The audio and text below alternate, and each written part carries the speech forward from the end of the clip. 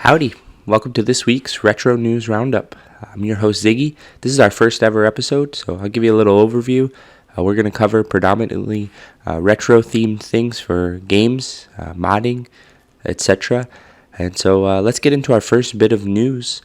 This is about the Ask Iwata book, Words of Wisdom from Sutaro Iwata, Nintendo's legendary CEO. So this book just released on April 13th and is doing very well. Oh my gosh, very well. Exciting. It got number 20 on USA's bestseller list. This is awesome. And it's currently on sale on Amazon for about $13. Hardcover, probably first edition. So I recommend scooping one of these up. The next bit of news, Dragon Quest is celebrating its 35th anniversary. And to do so on the Square store in Japan, there's plenty of new things you can get. Champagne, rose gold colored slimes. These are adorable. I'm really fond of these spoons they have.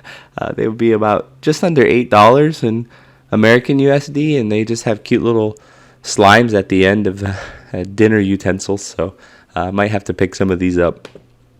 Our next bit of news is more in the modding community.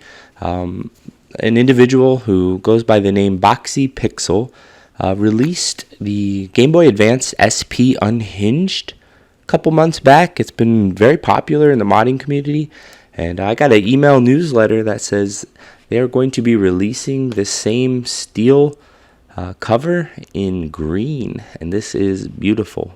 Green is my favorite color. They really know how to get my attention. If they want to send one of these my way, I would not complain. It just looks absolutely beautiful. So I'll leave a link down in the description below if you want to try to pick one of these up. I think I may have to finally take the dive. Well, our next bit of news, moving on, is somebody by the name Stack Smashing on YouTube has posted a video that they have found a way to play multiplayer Tetris on the original Game Boy over Wi-Fi. So this is a really cool video. I'll also leave a link to this. They're selling like a prefabricated PCB board so that you can learn how to build the kit yourself. And they opened up a Discord so you can always find people to play matches against. And once again, I think I have to pick this up. This is very cool, very exciting. I mean, just think of the possibilities. I mean, can we do this with Pokemon? Can I battle my friends far away in this COVID situation? Pretty darn cool. Really excited to see what else they do. And I'm really hoping they continue to expand this feature so that we can play more than just Tetris. We can play other Game Boy games over Wi-Fi. Very, very cool. Another thing in the modding community, the Lost Nintendo History has found a hidden feature in the DS Lite that it had a TV Out option. So they've named this the Nintendo DS TV Out Restoration Project. I'm going to leave a link to all of these things in the description. This is so cool. I mean, this is a feature basically that the Nintendo Switch has now, but they had it back then for the DS Lite. You're able to output with a mod, able to output to your TV, your DS Lite. And so they also have a kit for sale that you can do this with a little bit of modding experience. And yeah, you can get playing your favorite DS games on the TV, which generally was very expensive. So this is a very, very exciting thing. Speaking of Nintendo handhelds, the amount of Nintendo handhelds that Nintendo has sold is absolutely staggering. Here we got added up almost 500 million handheld consoles has Nintendo produced. So very crazy numbers, and the Switch is just running away. It is still going. Those sales are still climbing, and they do not look like they are slowing down at all. So very exciting. 500 million. Wow. Next is from the Video Game History Foundation. They are offering a blind box vintage video game magazine subscription. This is a really cool idea. I guess they're on a quest to get at least one of every copy of every video game magazine, but since they have a lot of duplicates in this quest, they're offering you to be able to have a subscription where you get a vintage video game magazine sent to you every single month. Now, you can't choose the magazine, but you get the surprise. I think that's really cool.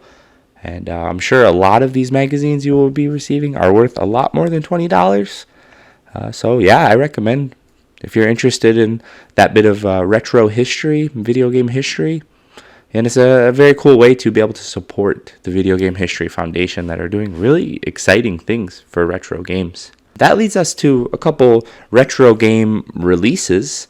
The company Retro Modding has basically created an offshoot company called Incube 8 Games, and they're aiming to facilitate the publishing of retro video game cartridges with a focus on 8-bit handheld consoles. So, Game Boy, and other things, of course. But this is a really cool idea. Basically, what they want to do is if they want to publish more games, they want to feed that retro game market with games that people are making now, indie developers, GB Studio, all these things that are really exciting. So give them a follow on Twitter. It's really exciting what they're doing. I think they have a Kickstarter running or pre-order running now for a game called Genesis. If this is your kind of thing, yeah, order one. This looks really exciting. I'm excited to see what they do further. With that, a very exciting retro release, Megaman, the Wily Wars, which has never been released in the United States for the Sega Genesis, is now getting a physical release. This is from retrobit.com.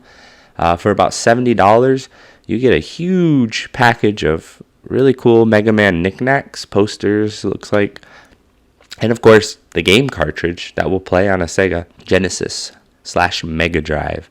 So this is really exciting.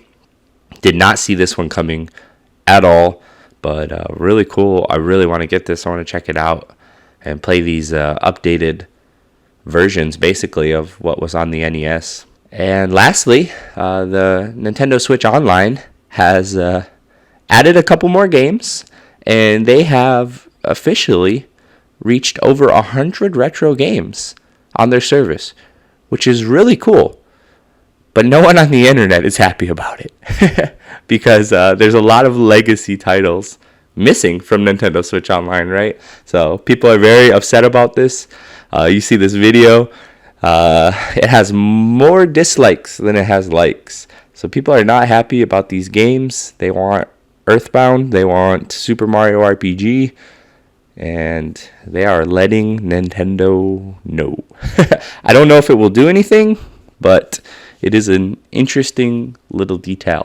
But the games that are being released are Caveman Ninja, also known as Joe and Mac for the Super Nintendo, Magical Drop 2, also for the Super Nintendo, Spanky's Quest, also for the SNES, and Super Baseball Simulator 1000 for the Super Nintendo, and one NES game called Ninja Jaja Maru-kun. And this one looks cute. I like the little ninja sprite, and he's riding the frog. The frog's eating the enemies. So I'm going to definitely check out that one. But that's all for Retro News Roundup for today. One thing I do want to make you all aware of is me and a buddy, we are starting a podcast. This is an aspect of the podcast, but we are going to mainly focus on a game club. So every month we're going to play a game, and we want to invite you all to play along.